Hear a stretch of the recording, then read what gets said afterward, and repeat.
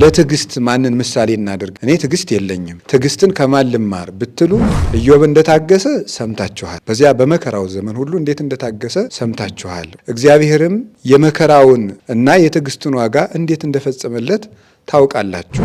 ልንጸልይ እየፈለግን እንዳንጸልይ፣ ልንሰግድ እየፈለግን እንዳንሰግድ፣ ልንታረቅ እየፈለግን እንዳንታረቅ፣ መልካም ነገሮችን ነገ የሚያስብል እሱ ሰይጣን እንጂ መንፈስ ቅዱስ አይደለም። የክርስቲያን ዋና ጊዜው መቼ ነው ከተባለ ዛሬ ነው።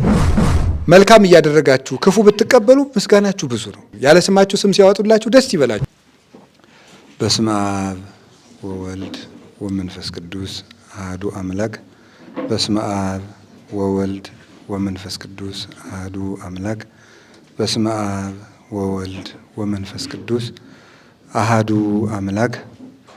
ይትባረክ እግዚአብሔር አምላከ አበዊነ ቅዱሳን ዘሰባሃ ምህረቶ ለአይሌነ።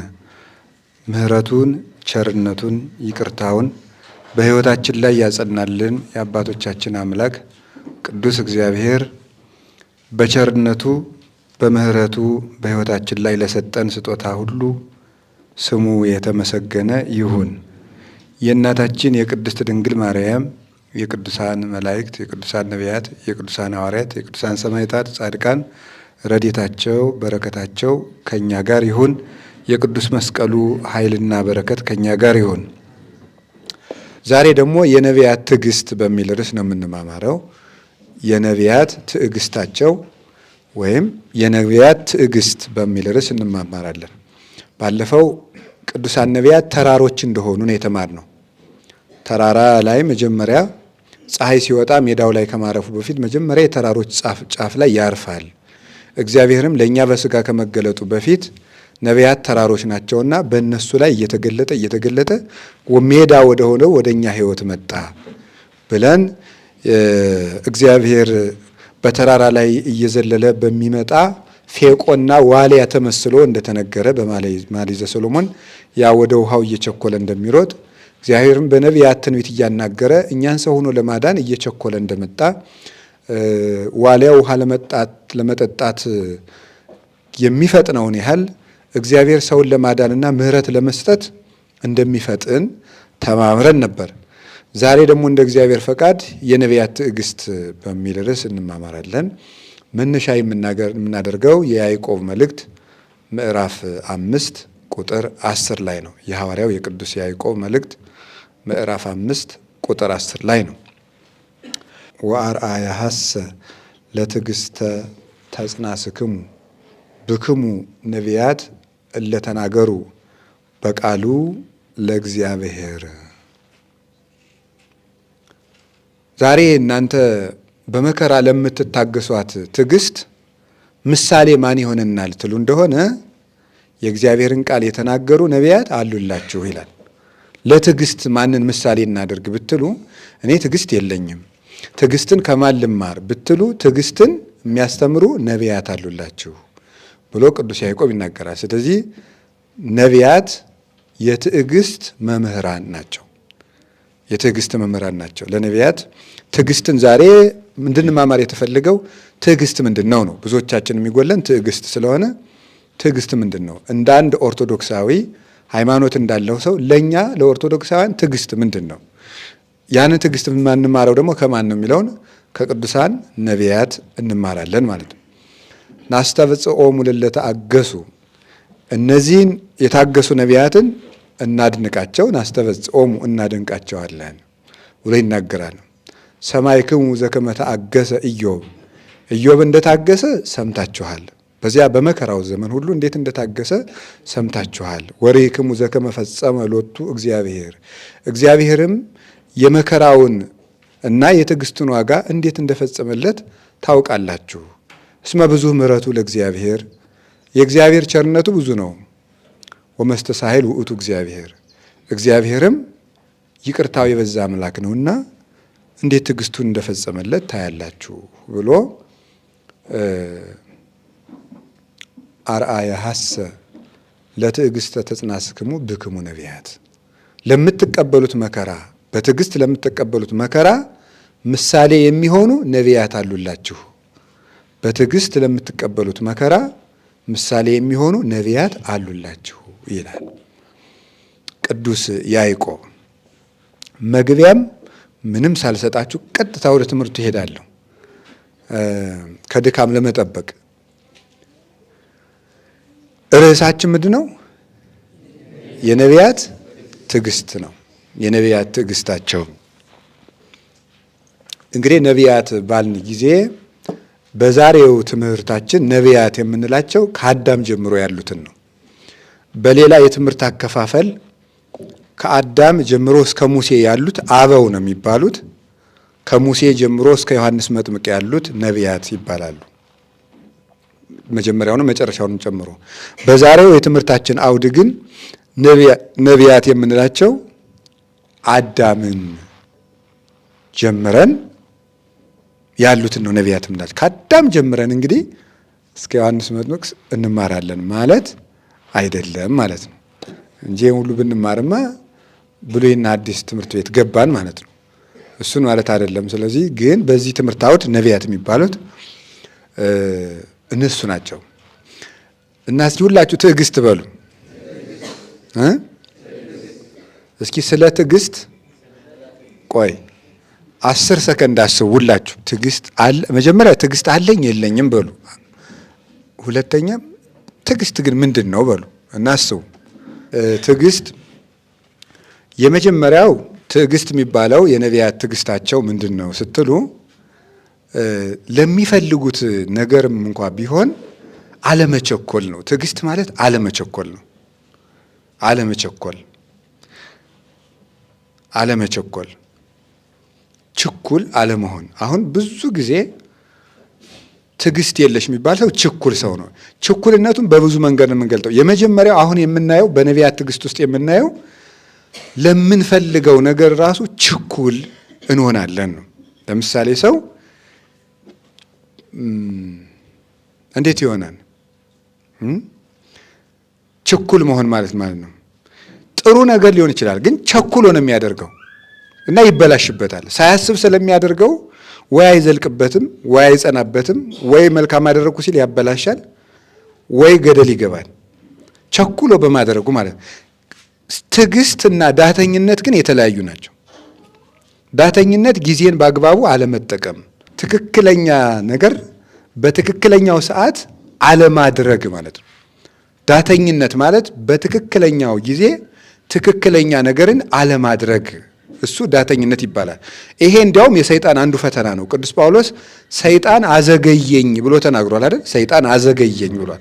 እናንተን ላያችሁ እፈልግ ነበረ ለቆሮንቶስ ሰዎች ሲጽፍላቸው፣ ግን ሰይጣን አዘገየኝ ይላል። ማዘግየት የማን ስራ ነው? አንዱ የዲያብሎስ ስራ ነው። ልንጸልይ እየፈለግን እንዳንጸልይ፣ ልንሰግድ እየፈለግን እንዳንሰግድ፣ ልንታረቅ እየፈለግን እንዳንታረቅ፣ መልካም ነገሮችን ነገ የሚያስብል እሱ ሰይጣን እንጂ መንፈስ ቅዱስ አይደለም። መልካም ነገሮች ዛሬ ናቸው። ምክንያቱም እግዚአብሔር ምን ብሎናል? ወናሁ ዮም ዕለተ አድኅኖ፣ የመዳን ቀን መቼ ነው ያለው? ሁለተኛ ቆሮንቶስ ምዕራፍ 6 ቁጥር 2 ላይ የመዳን ቀን ዛሬ ነው የሚለው። መንግሥተ ሰማያት የምንገባበትን፣ ከእግዚአብሔር ጋር የምንታረቅበትን፣ ራሳችን የምንጠቅምበትን፣ ነፍስና ስጋችን የምናስታርቅበትን ነገር የምንኖርለትን ነገር ነገ አንልም። ሁልጊዜ ዛሬ ነው። የክርስቲያን ዋና ጊዜው መቼ ነው ከተባለ ዛሬ ነው። ዛሬ ነው ጊዜያችን። ስለዚህ አለመቸኮል የሚባለው ግን ከዳተኝነት የተለየ ነው። ምን ማለት ነው? አለመቸኮል ወይም መታገስ ማለት አስቦ ማድረግ ማለት ነው። አስቦ ከነፈተናው፣ ከነትግሉ፣ ከነአክሊሉ፣ ከነውድቀቱ፣ ከነትንሳኤው፣ ከነትርፉ፣ ከነኪሳራው አስቦ መውጣት ማለት ነው። ጌታ እንዲህ ያለውን ነገር ነው በሉቃስ ወንጌል ምዕራፍ 14 ላይ ያስተማረን አይደለም? ከእናንተ መካከል ቤት መስራት የሚጀምር ሰው ቢኖር፣ የሚፈልግ ሰው ቢኖር ቁጭ ብሎ ምንድን ነው አኮኑ ይነብር ወይ ሐስብ ጻይጻኦ፣ ቁጭ ብሎ ስንት እንጨት ስንት ድንጋይ ይፈጅብኛል ብሎ ቁጭ ብሎ ያስብ የለም ወይ? ቤቱን ግን ሳያስብ መስራት ቢጀምር ከዚያ በኋላ ቤቱን ሰርቶ መጨረስ ቢያቅተው ያንን የተጀመረ ቤት እያዩ ሰዎች ይስቁበታል። ምን ብለው ዝንቱ ብእሲ ወጠነ ሳርር ወወስኢነ ፈጽሙ ብለው ይህ ሰው ቤት መስራት ጀምሮ መጨረስ አቃተው ብለው ሰዎች እኮ ይስቁበታል። ስለዚህ ከናንተ መካከል ቤት መስራት የሚፈልግ ሰው አስቦ ይጀምር ማለት ይሄ ነው። ትዕግስት የሚባለው እሱ ነው። ትዕግስት ምን የሚባለው ላስብበት ብሎ ወር መተኛት አይደለም። ወር ላስብበት ብሎ ወር መተኛት አይደለም። ለመስነፍ ትዕግስት አይባልም። እሱ ዳተኝነትና መዘጌት ነው የሚባለው። ብዙ ጊዜ መዘጌትና ትዕግስት ይምታታብናል። ቆይ ላስብበት፣ ተረጋግቼ ላስብበት ብዬ ነው የምንለው መዘጌታችን ነው እኛ እና ዳተኝነታችን ወደ ኋላ መቅረታችን ሰይጣን ያዘገየንን ነው። ግን እያሰብንበት ብልሆች እንድንመስለን ያደርገናል። ግን በትክክለኛው ጊዜ ተጠቅሞ ማሰብ ትዕግስት ማለት እሱ ነው። አለመቸኮል ማለት ነው። ከእናንተ መካከል ጦርነት መግጠም የሚፈልግ ሰው ቢኖር ይላል አይደል ሉቃስ ወንጌል ምዕራፍ 14 ላይ የአንድ ሀገር ንጉሥ ወደ አንድ ሀገር ንጉሥ በጦርነት እንገጥማለን ብሎ ቢልክበት አለ ቁጭ ብሎ የእሱ ሰራዊት ይሄን ያህል ነው፣ የእኔ ደግሞ ይሄን ያህል ነው፣ ላሸንፈው እችላለሁ አልችልም ብሎ ቁጭ ብሎ ማሰብ የለበትም ወይ አለ ጌታ። አላሸንፍም ብሎ ካሰበ ምን ያደርጋል? ሽማግሌ ልኮ ይታረቃል። ሳያስብ ግን ጦርነቱን ቢጀምር የዛኛው ሰራዊት እጥፍ ነውና ይሸንፋል አለ። ስለዚህ አስባችሁ ጀምሩት ነው። ጦርነት ያለው ምንድን ነው? ቅዱስ ኢዮብ እንደነገረን መጽሐፈ ኢዮብ ምዕራፍ 6 ላይ ምዕራፍ 7 ላይ የሰው ሕይወቱ በምድር ላይ ብርቱ ሰልፍ ነው ይላል አይደል? የሰው ሕይወቱ በምድር ላይ ብርቱ ሰልፍ ነው ይላል። የሰው ልጅ በራሱ ኑሮ ውጊያ ነው። አኗኗሩ ራሱ የራሱ ፍላጎት ይዋጋዋል፣ የሰዎች ፍላጎት ይዋጋዋል፣ የአጋንንት ፍላጎት ይዋጋዋል። ዓለም በራሷ በጠባይዋ ትዋጋዋለች። ስለዚህ የሰው ልጅ የራሱ አኗኗሩ ሰልፍ ነው አኗኗሩ። ለዚያ ተዘጋጅቶ ነው ማኖር ያለበት። ለመነገድም፣ ለማግባትም፣ ለወንድምነትም፣ ለእህትነትም፣ ለጓደኝነትም፣ ለንግድም፣ ለማረስም፣ ለመቆፈርም፣ ለመማርም፣ ቦታ ለመለወጥም፣ በቦታ ለመጽናትም፣ ለሁሉም ነገር ትዕግስት ያስፈልገዋል ነው። ቁጭ ብሎ ማሰብ ይፈልጋል። በዓለም ላይ የወደቁ ሰዎች የሚባሉ ሳያስቡ የጀመሩ ሰዎች ናቸው። ሳያስቡ የጀመሩ ሳያስቡ ያቋርጡታል። ከነዚህ ይህንን የሚያሳዩን ለምሳሌ የነቢያት ታሪክ ውስጥ 5 ሰዎችን ተመሳሳይ ነገሮች ታያላችሁ። የመጀመሪያው አባታችን አዳም ለምንፈልገው ነገር ራሱ ከማሰባችን በፊት በስሜታችን አለመቸኮል ነው። ለምሳሌ አባታችን አዳም እና እናታችን ሔዋን በአንድ ርዕሰ ጉዳይ ብቻ ነው ባልና ሚስት የሆኑት ወይም ደግሞ የእሷን ሴትነት የእሱን ወንድነት የተዋወቁት ስንት ዓመት ቆይተው ይመስላችኋል? 230 ዓመት ቆይተው ነው። ኦሪት ዘፍጥረት ምዕራፍ 5 ላይ እንድታነቡት አዳም ከሔዋን ጋር ከገነት ከወጡ በኋላ የእሷም ሴትነቷን አውቋታል፣ የእሱም ወንድነቱን አውቃለች። ፍቶት እንስሳዊት ሰልጥናባቸዋለች። ይፈላለጋሉ።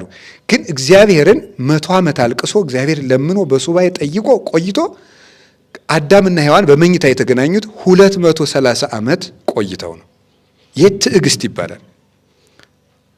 መቆየት፣ የሚፈልጉትን ነገር ለማድረግ አለመቸኮል። እሱ ብቻ አይደለም፣ እጅ ላይ አግኝተውት እንኳን ጉዳዩን የራስ ለማድረግ አለመቸኮል፣ ለመግባት አለመቸኮል። ትዕግስት የሚባል ይሄ ነው። እንዴት አንድ ሰው ሚስቱ አጠገቡ እያለች ባሏ አጠገብ እያሉ 230 ዓመት በመኝታ ሳይተዋወቁ እንዴት ይኖራሉ? አሁን እንቀጥል። የአዳም ልጅ ሴት ይባላል። የአቤል ከሞተ በኋላ የተተካው ሴት ሚስት ካገባ በኋላ ወይም ከተወለደ ጀምሮ ሚስቱን በግብር እስከሚያውቅበት ጊዜ ድረስ ስንት ዓመት ነው የቆየው? 205 ዓመት ነው የቆየው። 205 ዓመት ተመልከቱ። ትዕግስት 205 ዓመት ቆይቶ ልጅ ወለደ ነው የሚለው። በዚያ ዘመን ደግሞ የነበሩ አባቶችና እናቶች ባለትዳሮች በመኝታ የሚገናኙት ልጅ በሚወልዱበት ቁጥር ብቻ ነው። 3 ልጅ ከወለዱ 3 ጊዜ ነው በመኝታ የሚተዋወቁት፣ ከዚያ ውጭ አይደለም። ስለዚህ ሴት ስንት ዓመት የታገሰው?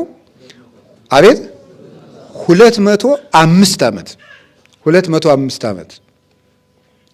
የሱ ልጅ ሄኖስ ይባላል። ሄኖስ ደግሞ 190 ዓመታትን ነው የታገሰው። 190 ዓመታትን በንጽህና ኖሯል ማለት ነው። 190 ዓመት።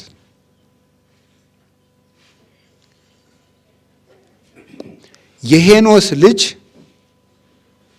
ቃይናን ይባላል። አዳም ሴትን፣ ሴት ሄኖስን፣ ሄኖስ ቃይናንን፣ አራተኛው ትውልድ። ቃይናን ደግሞ 170 ዓመት እንዲሁ በንጽህና ኖሯል። 170 ዓመት። እንዴት አይነት ሰዎች ናቸው! ትዕግስት ተመልከቱ። እስቲ አሁን እኛንና እነሱን ተመልከቷቸው። አሁን የእነዚህን ጾም መጾም እነዚህን ማድነቅ አይገባል? እና ናስተበጽኦሙ ለለተአገሱ፣ እነዚህ እንደዚህ የታገሱ እንዲህ ያሉ ነቢያትን እናደንቃቸዋለን። እስኪ ከአንዲት ሴት ጋር 3 ቀን በአንድ ቤት ውስጥ እደሩ። ይቻላል? ይቻላል ወይ? አይቻልም። እንዴት ነው ያን ያህል ዘመን ሰው ሴትን እያየ ያን ያህል ዘመን የኖሩት? ሴቲቱ ወንድን እያየች። ቃይናን ስንት ዓመት የኖረው? 170 ዓመት ኖሯል። ቃይናን 170 ዓመት ኖሯል። ቃይናን ማንን ወለደ? መላአሌልን ይወልዳል። መላአሌል 165 ዓመት በንጽህና ኖሯል። 165 ዓመት። ያሬድ 162 ዓመት ኖሯል። 162 ዓመት።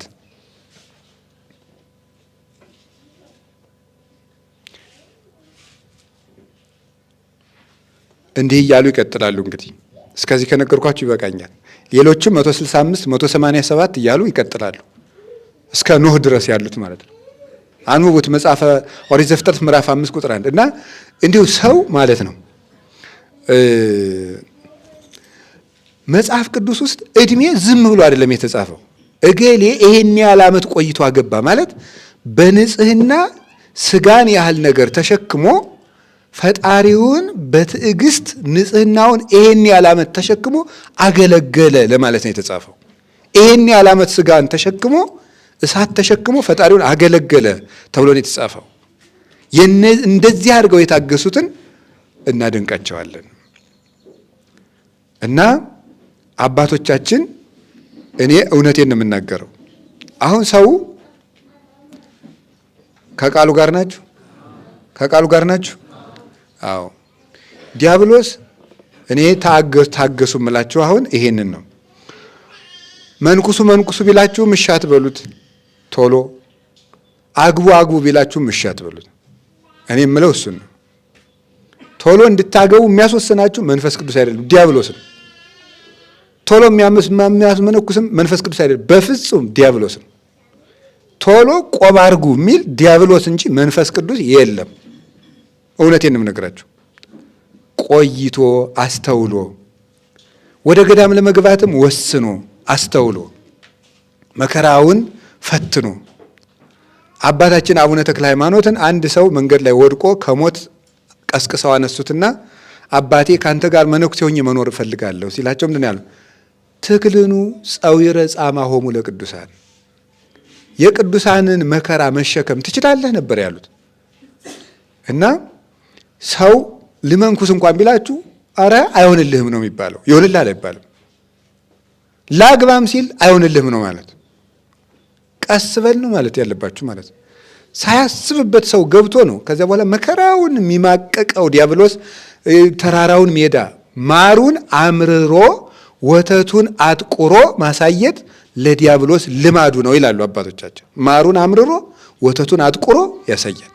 እሬቱን ያጣፍጠዋል፣ ማሩን እሬት ያደርገዋል። ስለዚህ ለምንፈልገው ነገር መቸኮል የለብንም። ሁሉም ነገር በጊዜው ይደርሳል። ችኩልነት ነው እንደዚህ የሚያጠፋን። አሁን ይሄ ዲያቆኑ ችኩል ነው፣ እንትኑ ችኩል ነው። ቶሎ ብሎ ቄስ መሆን ይፈልጋል። ቶሎ ብሎ እንዲሁ በቃ እውነቴን ነው የምነግራችሁ ማለት ነው። ቸኩሎ አብርሮ ነድቶ ይጥለዋል ገደል ላይ ቸኩል። እንግዲህ አሁን ይሄንን ነገር እኔም ቢሆን እየተፈተንኩበት ሊሆን ይችላል የምነግራችሁ እኮ አይደለም።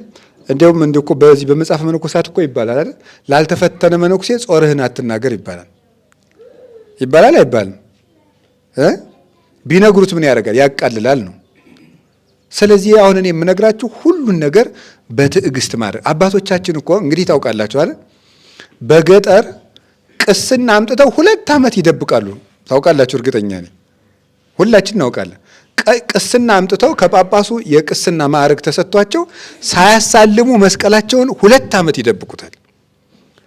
ሉቃስ ወንጌል ምዕራፍ 1 ላይ ተጽፏል አይደል? ኤልሳቤጥ አንቺ በቅሎ፣ አንቺ የተረገምሽ ቢወልዱሽ እንጂ አትወልጂ፣ አንቺ መካን እያሉ የእስራኤል ሴቶች ሲሰድዋት ልጅ አገኙ፣ ጸነሰች። እያንዳንድሽ ስትሰድብኝ የነበርሽ ሁሉ ነይ ሆዴን ተመልከች ጸንሻለሁ ብላለች። ስንት ዓመት ጽንሱን ሰወረችው ነው የሚለው? 5 ወር ሰወረችው ይላል። ሰወረችው። ቸኩላ ይውኝ ይውኝ አላለችም። በጊዜው ይገለጥ የለ እና ለሰዎች እንዲታይልን ላበሸቁን ሰዎች ሁሉ እንዲታይ ያገኘነውን ነገር ለማሳየት መቸኮል የለብንም። እንዲታይልን ሁሉ በጊዜው ይታወቃል። እና አንዱ የነቢያት ትዕግስታቸው እንዲህ አድርገው ታግሰው መኖራቸው ነው። እና መድኃኔዓለም ትዕግስቱን ያድለን።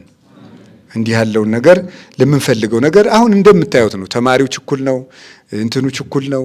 ሁሉ ነገር በቃ ሁሉ ነገር በችኮላ ነው። የቄስ ተማሪውም ጭምር ማለት ነው። ሩጦ በቃ እንደው በቃ እኔ እንደው በቃ ሩጦ ያቋቋም መምህር ቢባል ደስታው፣ የመጽሐፍ መምህር ቢባል ደስታው፣ የቅኔ መምህር ቢባል ደስታው፣ የምን መምህር ቢባል ደስታው፣ ሲወጣ ግን ባዶ። ያስኳላው ተማሪ ችኩል ነው።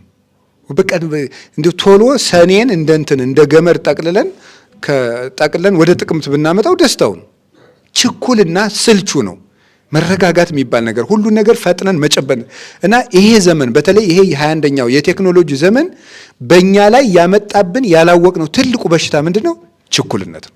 በጣም ችኩሎች አድርጎናል። እና የተረጋጋ ህድአት የኦርቶዶክስ ምልክት ነው። ህድአት አይደል የሚባል ህዱ ማለት እጉስ፣ የተረጋጋ ጸጥ ያለ የማይጣደፍ የማይባክን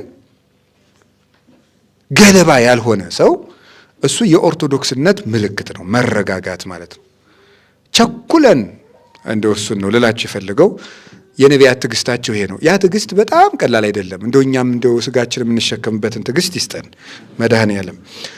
ሁለተኛው የነቢያት ትዕግስታቸው ምንድን ነው? አንደኛው ይሄ አሁን ያልኳችሁ ነው።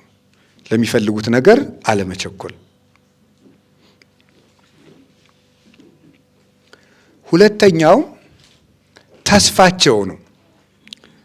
ተስፋን አለመቁረጣቸው ነው። ይሄ ፍጹም ትዕግስት ይባላል። ምንድን ነው የሚለው ቅዱስ ጳውሎስ? መከራ ትዕግስትን፣ ትዕግስት ደግሞ ተስፋን ያመጣል ይላል።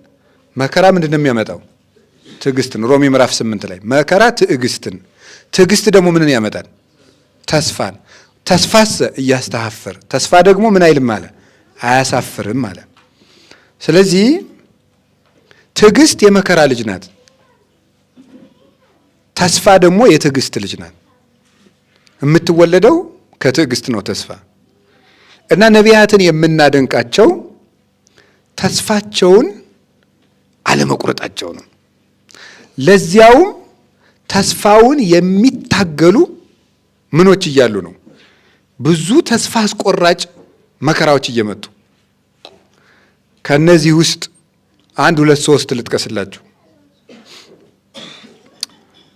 የመጀመሪያው አባታችን ኖህ ነው የሚጠቀሰው በዚህ ትዕግስት ውስጥ። ኖህ በነቢያት ትዕግስት ውስጥ ከሚጠቀሱ አባቶች አንዱ አባታችን ኖህ ነው። እንግዲህ ኖህ እግዚአብሔር ይህንን ዓለም ለማጥፋት የጥፋት ውሃ አመጣለሁ ካለው በኋላ አንተ የምትድንበት ምን ስራ ነው ያለው? አቤት ስንት ዓመት ነው የሰራ መርከብ? እንዲህ ግን ይገርማል። እናንተ አሁን ትሰራላችሁ? እኔና እናንተ ብንሆን እስቲ አስቡት። እውነቴን እኮ የምነግራችሁ እግዚአብሔር የዛሬ 100 ዓመት የሆነ ጸጋ ስለምሰጥህ 100 ዓመት ጀልባ ሲራ ቢለን አሁን ጣና መጥቶ ማለት ትሰራላችሁ ወይ? ጀልባ 100 ዓመት እየሰራ ጀልባ ብቻ ሲሰለች ጀልባ ብቻ እየሰራ 100 ዓመት እንዴት ስልችት የሚል ነገር ነው። የትዕግስት ነው። ለምንድን ነው በቃ እኔ ጥሩ ሰው ነኝ በቃ እነዚህን አጥፋና እኔን ዛሬ አንሳፈኝ ነው የምለው እኔ እንዴ 100 ዓመትን የምንጨነቅ ብዬ ያን ስቆርጥ ስቀጥል 100 ዓመት ጀልባ እኔ አልሰራም። እናንተ ትሰራላችሁ? አይታወቅም። ትሰራላችሁ። እኔ ቦን አልዋሽም። እንዴት እንዲህ የምሰራ እኔ ጀልባዬ 100 ዓመት እንዴት እሰራለሁ? ያችሁ የሚያምን ሰው እንደዚያ ነው። የዛሬ እግዚአብሔር መቼ እመጣለሁ ነው ያለው? 100 ዓመት። እስከ ዛሬ 100 ዓመት ምን እያልክ ጠብቀኝ? እየሰራህ ጠብቀኝ ነው። 100 ዓመት ሙሉ መርከብ እየሰራ ጠብቀኝ። ይህ አስደናቂ ትዕግስት ነው። እናንተ እግዚአብሔርን ተስፋ ባደረጋችሁበት ነገር ስንት ዓመት ትጠብቁታላችሁ? እግዚአብሔር ትቶኛል የምንለው አሁን ስንት ዓመት ታግሰን ነው? እስቲ እግዚአብሔር ያሳያችሁ። ስንት ዓመት ነው? አሁን እንደው እግዚአብሔር ልጄ ትዕግስት ይሄ ነው፣ ልጄ ትዕግስትሽ ይሄ ነው ቢለን አናፍርም? በጣም እኮ የሚያሳፍር እግዚአብሔር 100 ዓመት የጠበቀ ኖህ ፍጹም የትዕግስት አባት ነው። እግዚአብሔር በ100 ዓመት ለዚያውም ለሱ ግን ሲነግረው ስንት ዓመት ነው ያለው? 120 ነው ያለው።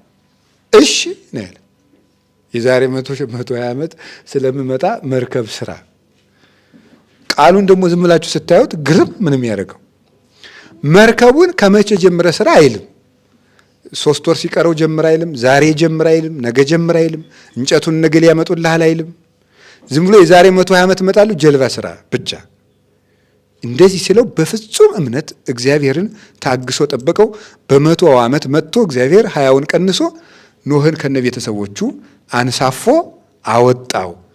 ይህ ሰው ልጆችን ወልዶ የእሱ 3 ልጆች ናቸው። እንግዲህ ዓለም ሁሉ ዛሬ እየተበላላን ነው እንጂ ምናምን እትስ ብትሉት ዙሩ የማን ልጅ ነው? የኖህ ልጅ ነው። እንዲሁ እኮ ሰው እኮ ግርም ምን የሚያደርገው እኔ ጀግናው ምን እትስ ጀግናው እንትን ቢል ዙሩ የኖህ ልጅ ነው። ሌላ ነገር የለውም። ኖህ ሴምን፣ ያፌትን፣ ካምን ወልዷል። እነዚህ ኤዥያውያን የሴም ልጆች ናቸው። አውሮፓውያን ደግሞ የያፌት ልጆች ናቸው። አፍሪካውያን ደግሞ የካም ልጆች ናቸው። ስለዚህ በሌላ ጊዜ የተቀላቅለው ሊሆን ይችላል። ሁሉም የአንድ ሰው ልጅ ነው። ይሄ ሰው ዓለምን የሞላ ዘር በረከት እግዚአብሔር የባረከው 100 ዓመት እግዚአብሔርን ስለጠበቀው ነው። 100 ዓመት በመጠበቁ እግዚአብሔርን ታግሶ በመቆየቱ አንደኛ ዘሩ በዓለም የተባረከ ሆኖ ሞላለት፣ ሁለተኛ ከመከራ ተረፈ። እኛንም ደግሞ በረከት እንድናገኝ ከመከራ እንድንድን የኖህን ትዕግስት ያድለን። የምንጾመው ጾመ ነቢያትን የምንጾመው ይሄን ትዕግስታቸውን እንድናገኝ ነው። ሁለተኛው በትዕግስት የሚጠቀሰው ማን ነው? አባታችን አብርሃም ነው። ጥቂት ሰዎችን የምንጠቅስላችሁ ተስፋ ሲቀር የታገሱ አባቶች ማለት ወይም ተስፋ ሲራዘም እግዚአብሔር ረጅም ዘመን ሲያስጠብቀን ማለት ነው። ትዕግስት ማለት እሱ ነው። በጠየቅነው ጥያቄ ረጅም ዘመን ደጅ ሲያጸናን ይሄ ትዕግስት ይባላል። መዝሙር 26 ቁጥር 14 ላይ ቅዱስ ዳዊት ምንድን ነው ያለው? አገሶ ለእግዚአብሔር ወቀፍኖቶ፣ እግዚአብሔርን ፈጽሞ ታገሰው፣ መንገዱንም ጠብቅ፣ ታገሰው እግዚአብሔር። መዝሙር 26 ቁጥር 14 ላይ እግዚአብሔርን መታገስ ማለት እየጠየቅነው መልስ አልሰጠን ሲል አሁንም ከእግዚአብሔር ሳናፈገፈግ እግዚአብሔርን ሳናኮርፍ ወይም መንገድ ሳንለውጥ እዚያው ላይ እየቀጠልን ስንገኝ ትዕግስት ይባላል ማለት ነው። የአብርሃም ትዕግስቱ ምንድን ነው? አንደኛው የአብርሃም ትዕግስቱ እግዚአብሔር ቃል የገባለትን ነገር በጊዜው አልሰጠውም። ሁለተኛው ደግሞ እግዚአብሔር ቃል ከገባለት ነገር ተቃራኒ ጥያቄ ጠይቆታል። የመጀመሪያው ኦሪት ዘፍጥረት ምዕራፍ 12 ላይ እኔን ተከትለህ ውጣ ብሎ ምንድን ነው ያለው? ማርና ወተት የምታፈስ ምድር ምን እልሃለሁ አለው? እሰጥሃለሁ አለው። አብርሃም ማርና ወተት የምታፈስ ምድር እሰጥሃለሁ ትጠግባለህ ተብሎ ነው የወጣው። ወጥቶ ግን በምድር ላይ ሁሉ ምን ሆነ ይላል? ራብ ሆነ። አብርሃምም በረሃብ ምክንያት ወዴት ወረደ ይላል? ወደ ግብፅ ወረደ ይላል። እግዚአብሔር ማርና ወተት የምታፈስ ምድር የሚባል ነገር ለአብርሃም አልሰጠውም። አብርሃም አንድ ጊዜ ግብፅ፣ አንድ ጊዜ ፍልስጤም፣ ጌራራ እያለ በረሃብ ሲንከራተት የኖረ ሰው ነው። ግን እግዚአብሔርን እንዲያምኖ እንዴት ነው ማርና ወተት የምታፈስ ቤተሰብን ጥለህ ውጣ ተባልኩ፣ ወጣው። አገርህን ጥለህ ውጣ ተባልኩ፣ ወጣው። ታዲያ እንደዚህ ከሆነ ማርና ወተት የምታፈስ ምድር እሰጥሃለሁ አልከኝ፣ የት አለ? አይገርማችሁም?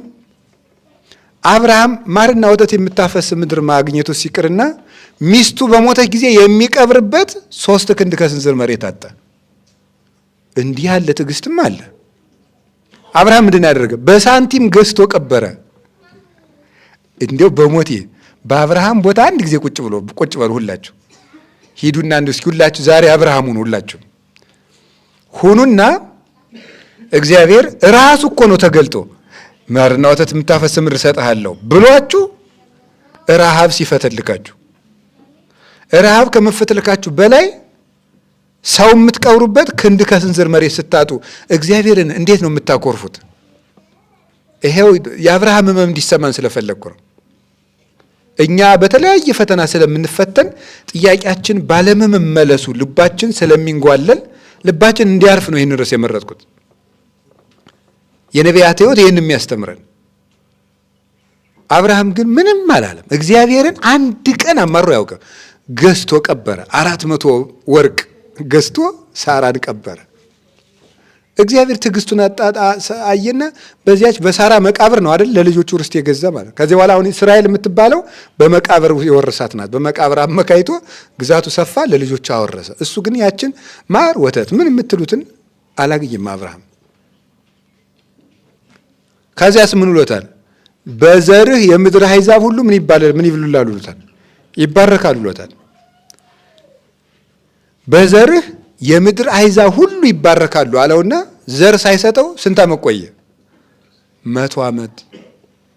በዘርህ የምድር ዳርቻ ሁሉ ይባረካል እና ሰዘሩ የት አለ? የለም። በሰማይ ነው የምወልድ እንዲህ አላለም አብርሃም። በትዕግስቱ ዝም። ጭራሽ እሳ ደግሞ እንግዳ እየተቀበለ የእግዚአብሔርን ስም እያከበረ ሲኖር እንዳይበላ ደግሞ እንግዳ ቅልጥ ብሎ ቀረበት። 3 ቀን ራበው። የኤልያስና የአብርሃም የረሃብ ትዕግስት ድንቅ የሚያደርግ ነው። አብርሃም ምግብ ጦሙን 3 ቀን እንግዳ ሳይመጣ ቁጭ ሳይበላ በ3ኛው ቀን በ100ኛው ዓመት የአብርሃም የትዕግስቱ ዋጋ እግዚአብሔር ወደ ማን ቤት መጣለት? ወደ አብርሃም ቤት መጣ። ያን የቀጠረውን ልጁንም የዛሬ ዓመት እሰጥሃለሁ ብሎ ቀጥሮት፣ ይሄ ራሱ እኔ ቢሆን ይሰለቸኝ ነበር አብርሃም ስለሆነ ነው እንጂ ምን ማለት እንደሆነ ገብቷችኋል?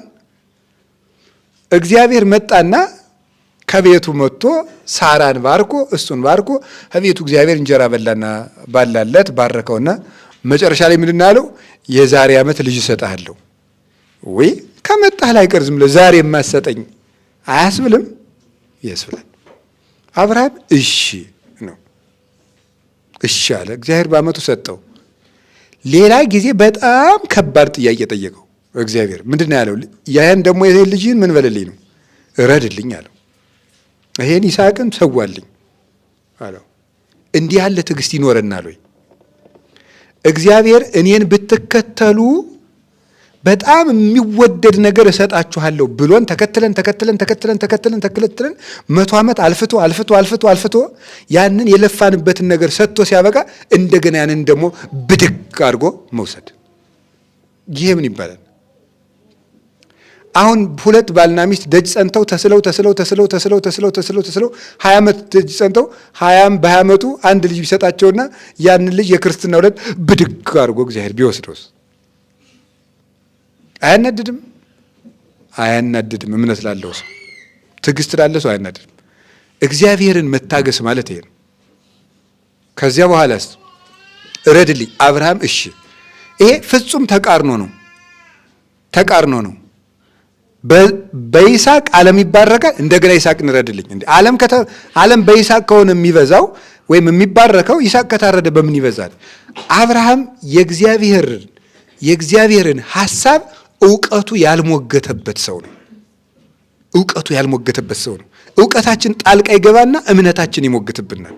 ይሄ እንደዚህ ከሆነ እንደዚህ ሊሆን አይችልም ብሎ ትንሽ የምናውቃት ነገር ትመጣና እምነታችን ትሞግታለች።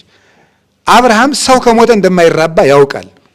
ግን ልጅ ከረድልኝ አለው። እምነቱን ግን እውቀቱ አልሞገተበትም። እሺ አንተ ባወቅህ ታደርገው የለ ብሎ ልጁን ሊያርድ ይዞ ጭኖ ይዞ ሄደ።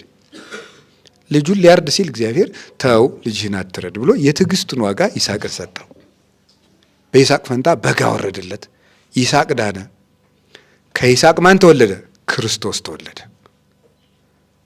አባ ጊዮርጊስ እንደሚለው አብርሃም የሚወደውን ልጁን ለእግዚአብሔር ቢያቀርብ እግዚአብሔር ደግሞ የሚወደውን ልጁን ለማን ሰጠው? ለአብርሃም ሰጠው። ይህን እግዚአብሔር አደረገ። ይህ የትዕግስት ዋጋ ነው። የአብርሃም አምላክ ለእኛም ትዕግስቱን ያድለን። ትዕግስት ማለት እግዚአብሔር ከምንጠብቀው ተቃራኒ ሲመጣም ጭምር እግዚአብሔርን እሺ በጎ እኔ የማየው ስለቱን ነው፣ አንተ ግን በጉን ታያለህ ብሎ እሳተ ሬይ መጥባይተ ሬይ አይቴኑ በግኡ ለመስዋ አይደል ያለ። ይስሐቅ ስለት ያያል፣ እግዚአብሔር ምን ያያል? በግ ያያል። ወልዴ በጎ ወሰ ያአምር እግዚአብሔር፣ በጉን እግዚአብሔር ያውቃል አለው። እኛ ቢላዋ ይታየናል፣ እግዚአብሔር ግን በጉ ያወርዳል። እኛ ማናየውን እግዚአብሔር ያያል። እግዚአብሔር ፈጣሪያችን የሚሆነው እኮ ፈጣሪነቱ ለእኛ የማይታየንን እሱ ስለሚያይልን ነው። ይህ አብርሃም የትዕግስቱ ዋጋ ነው። ከቃሉ ጋር ናችሁ? ከቃሉ ጋር ናችሁ? እግዚአብሔር ከሁላችን ጋር ይሁን። ስለዚህ አብርሃም፣ ይስሐቅ፣ ያዕቆብ ከዛም መጨረሻ ላይ ከሌሎቹ አንድ የምጠቅስላችሁ ያዕቆብ ነው። የያዕቆብ ትዕግስቱ በጣም የሚያስደንቅ ነው። ይስሐቅን ዘልዬ ሄድኩኝ። የእሱም ብዙ ትዕግስቶች አሉት። ጉድጓድ ቁፈራውን ብታነቡት ይሄን ያስተምራቸዋል። ብዙ ዓመት የሞከረ ሰው ነው። እንደው በዛውም ጠቀስ አድርጎ ለማየት ይስሐቅ የአባቱን የውሃ ጉድጓድ ፍልስጤማውያን እየቀበሩበት እየደፈኑበት ሲቆፍር መተው ሲደፍኑበት፣ ሲቆፍር መተው ሲደፍኑበት፣ ሲቆፍር መተው ሲደፍኑበት፣ ይሄ ብዙ ነገር እየሞከረ ማይሳካለት ሰው እግዚአብሔር ግን መጨረሻ ላይ ትዕግስቱንና ጽናቱን አይቶ ሰፊ ሜዳ የሚሰጠው ነው። እሱ ሲቆፍር ፍልስጤማውያን ሲደፍኑ፣ ይሄ ማለት ምን ማለት ነው? እኛ የሆነ ነገር ስንጀምር አጋንንት መተው ሲያበላሹ፣ እኛ የሆነ ነገር ስንጀምር አጋንንት መተው ሲያበላሹ፣ እኛ የሆነ ነገር ሲከሽፍብን እንኖራለን። መጨረሻ ላይ ግን የመጨረሻውን ጉድጓድ ማን ያላት? ይስሐቅ ሮቦት አይደል? ትርጉሟ ምንድን ነው? እግዚአብሔር አሰፋልኝ ማለት ነው። እንደዚያ ሲጨናነቅ ኖሮ እግዚአብሔር አሰፋለት። ይሄ መጨረሻ ላይ የይስሐቅም የትዕግስት ዋጋ ነው። ነቢያት በአጠቃላይ ሁሉ የትዕግስት መምህራን ናቸው። ያዕቆብን ትዕግስቱን ተመልከቱት። አባቱ ይስሐቅ ሲመርቀው ምን ብሎ ነበር የመረቀው? እምነ ጠሉ ለሰማይ ወምነ ስፋህ ለምድር ይኩን በረከትከ። ከሰማይ ጠል ከምድር ስፋት ሁሉ በረከትህ ይሁንልህ። የሰማይ ጠሉን የምድር ስፋቱን ሁሉ በረከት ይስጥህ፣ ወንድምህ ይገዛልህ፣ ጌታውን ብሎ ነው የመረቀው። ያዕቆብ እውነት የሰማይ ጠል የምድር ስፋት ሁሉ ይሄን በረከት አግኝቷል? አላገኘም።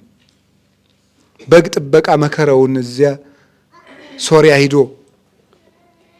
አንዲት ሚስት ለማግባት 7 ዓመት፣ ሌላ ደግሞ እንደገና 7 ዓመት፣ በግ ለጎጆ መውጫ በግ ለማግኘት 7 ዓመት። የእግዚአብሔር በረከት እንደ ሰማይ ጠል ይውረድልህ፣ እንደ ምድር ዳርቻ ይስፋልህ ተብዬ ተመርቄ ምርቃቱ ወደ እርግማን ተለወጠ እንዴ? ወዴት አለ ሳይል ደስ ብሎት ኖረ። ያዕቆብ አንድም አላገኘም፣ ቤት እንኳን አልሰራም። እዚያ ሲመጣ መከራውን እንደ ያዕቆብ ያለ በመከራ የኖረ ሰው የለም። ያረባቸውን በጎች ሁሉ የሚስቱ አባት ክዶት መከራውን አይቶ እግዚአብሔር እንደገና እንደዚህ ሸመለ ቅጥልጣል ወይም ዝጉርጉር በግ እንዲወለዱ አድርጎ ዝጉርጉር ሲወለድ ለእኔ ይሰጠኝ ብሎ ውል ገብቶ እግዚአብሔር ደግሞ ዝጉርጉር በግ አስወልዶ ያንን እየነዳ ሲመጣ ደግሞ አማቱ ብዙ ሰራዊት አስከትሎ መንገድ ላይ ተከትሎ አስፈራርቶት፣ እንዲያውም ያዕቆብ ቶሎ ያረጀ በፍርሃቱ ነው ይባላል። ፍርሃት በነገራችን ላይ ቶሎ ያስረጃል። ፍርሃትና ድንጋጤ ንዴት ጭምር ማለት ነው።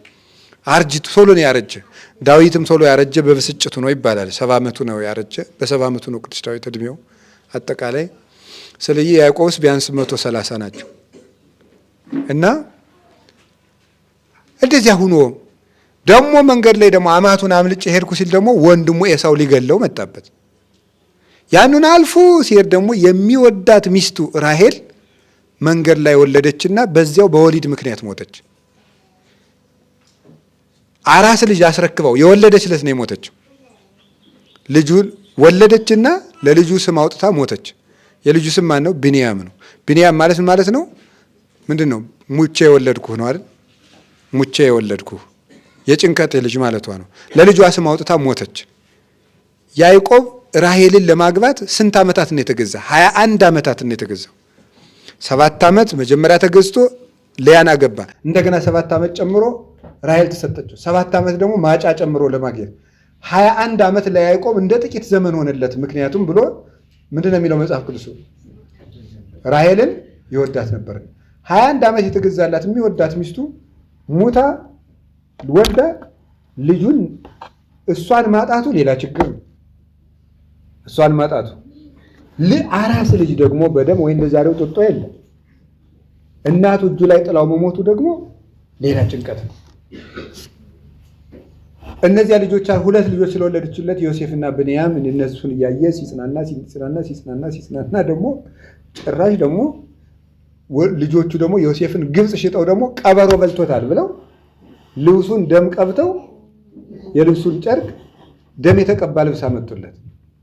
አንድ ጊዜ ራሔልን አንድ ጊዜ ዮሴፍን እያስታማ አይኑ እስኪጠፋ ድረስ አለቀሰ። እንዲህ ያለ መከራ ግን መጀመሪያ ተመርቆ ነበረ።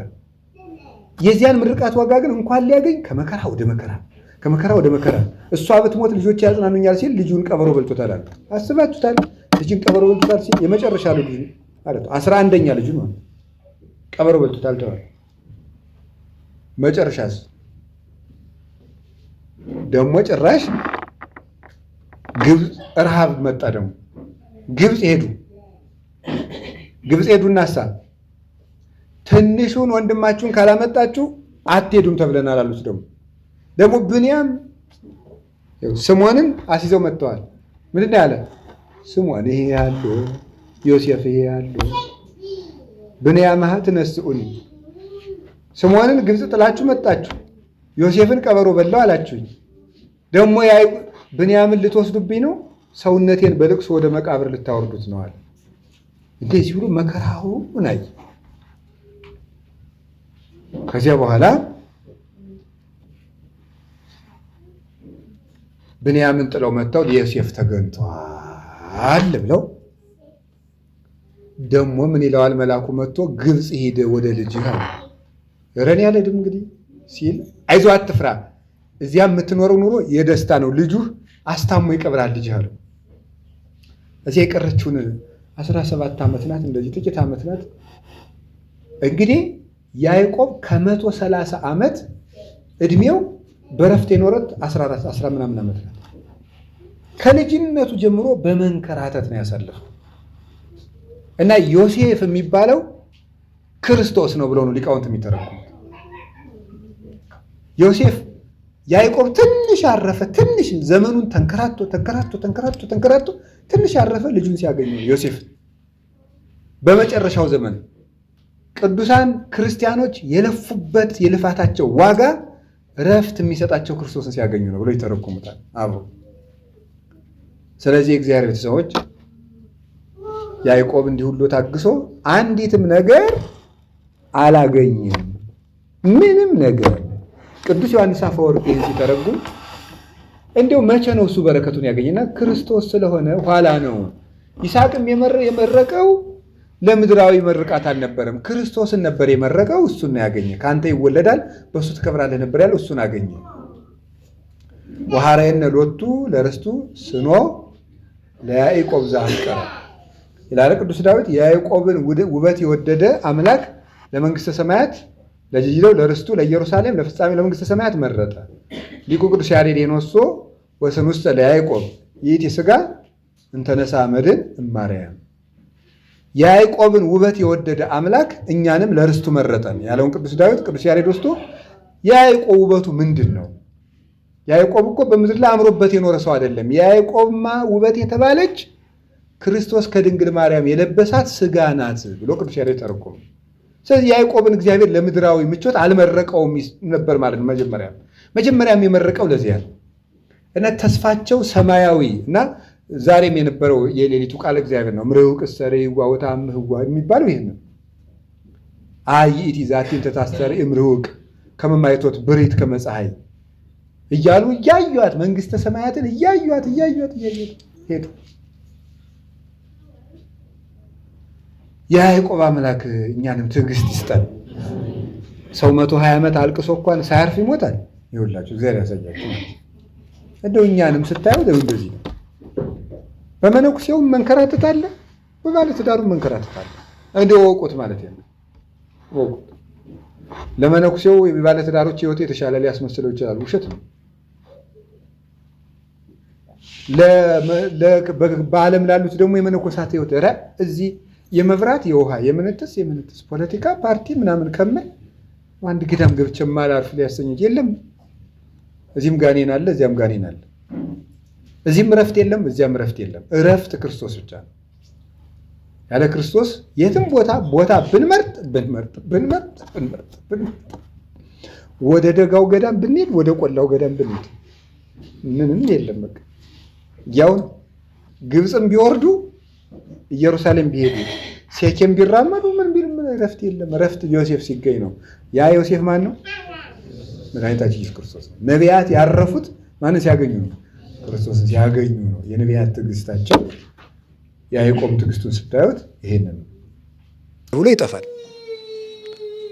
እንግዲህ ሰለስቱ ምዕት በቅዳሴያቸው በቃ እንግዲህ በትዕግስቶሙ ለሰማዕት እያሉ የሚናገሩት እነዚህ ናቸው። የሰውን ነገር የማይስተካከልን ሰው ችሎ መኖር እንግዲህ እንደ በገዳም በፊልክስዩስ የተጻፈው አለ አይደለ? የሚሰርቀው ደቀ መዝሙር ምንድን ነው ያደረገ? የአንድ አባት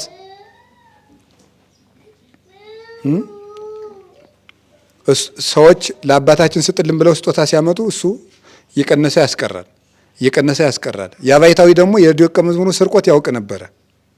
መጨረሻ ላይ ጌታ ሊያርፍ ሲል መጥቶ ምንድን ነው ያለው? አንድ ዋጋ የምሰጥህ የደቀ መዝሙርህ ሌብነት እያወቅ ታግሰ ስለኖርክ ነው ያለው። መጨረሻ ላይ አንድ ደቀ መዝሙር ጠርቶ እጆቹን ሳማቸው። ለምን? እየሰረቁ ክብር አሰጥተውኛል ብሎ ማለት ነው። ከዚያ በኋላ ያንን ደቀ መዝሙርም ገስጾ መለሰው እና እንደዚህ ሰውን እስከ መጨረሻው ድረስ ህቅታ ድረስ ታግሶ እንዲመለስ ማድረግ ትዕግስተኛነት ይባላል። በአንድ ቀን፣ በሁለት ቀን፣ በአንድ ዓመት፣ በሁለት ዓመት፣ 3 ዓመት እግዚአብሔር አሁን እኛን ስንት ዓመት ነው የታገሰን? እስከ ዛሬ እኔን ከሆነ በእድሜ ልክ እናንተንም ከሆነ በእድሜያችሁ ልክ ነው። ሰውን እንደ እግዚአብሔር በእድሜ ልኩ እንኳን ቢሆን መታገስ አለብን ማለት ነው። በእድሜ ልኩ እንኳን ቢሆን ነው። ያን ስናደርግ እግዚአብሔር መጨረሻ የትዕግስታችንን ዋጋ ይሰጠናል። የነቢያት የትዕግስታቸው፣ የሰማዕታት የትዕግስታቸው፣ የሐዋርያት የትዕግስታቸው፣ የጻድቃን የትዕግስታቸው ዋጋ ናት መንግስተ ሰማያት። እና ያው ቅዱስ ያሬድም ይላል አይደለ? እፎ አምሰጥዎ ለመጽብብ ከመይባእዎ ለመርህብ። ወደ ሰፊው ሀገር ለመግባት ጠባቡን እንዴት ብለው አለፉት ብሎ ምንድን ነው ያለው? መልሱ ምንድን ነው ያለ? ደሪኦሙ ተአጊሶሙ፣ ታግሰው ጸንተው ጠባቡን ጎዳና አለፉት። እንዴት ነው ከሰፊው ሀገር የገቡት? ጠባቡን እንዴት ብለው አልፈው ነው ብሎ ጠይቆ ራሱ ሲመልስ ደሪኦሙ ተአጊሶሙ፣ ጸንተው ታግሰው ጠባቡን አልፈው ከሰፊው ሀገር ገቡ ብሎ ነው ቅዱስ ያሬድ የነገረን። እንግዲህ ታግሰን ትችት ስንተች ያለ ስማችን ስም ሲወጣለን፣ የዛሬው የቅዳሴው መልእክት ይሄን ነበር። አንደኛ ጴጥሮስ ምዕራፍ 2 ላይ የሚያስረዳን መልካም እያደረጋችሁ ክፉ ብትቀበሉ ምስጋናችሁ ብዙ ነው ብሎ የተነገረ ለዚህ ነው። ያለ ስማችሁ ስም ሲያወጡላችሁ ደስ ይበላችሁ። ክብራችን ሲወርድ በአደባባይ ስንተች ቱግ የምንለው ነገር፣ እባብም እኮ ካላየማ ደግ ነው፣ ሲያይ ነው እኮ ምላሱን የሚያወጣው። እኛም ስንነካ አሁን እባብን ቀስ አድርጋችሁ ጅራቱ ላይ ቁሙበት፣ እንዴት ነው የሚሆን? በቃ እንደዚህ ይቅለበልባል ማለት ነው። አንዳንዱ ሰው እንደዚያ ነው። ጅራቱ ላይ ትንሽ ነካ ስታደርጉት ሊውጥ ይደርሳል። እና ስንነካ እንቻል እስቲ፣ ስንሰደብ፣ ከሰው መሀል ስንዋረድ፣ ከሰው መሀል ስንነቀፍ ሁላ እንቻል። የትዕግስት ባለቤት እንግዲህ መስቀሉን ተሸክሙ ያለን ይችን ነው።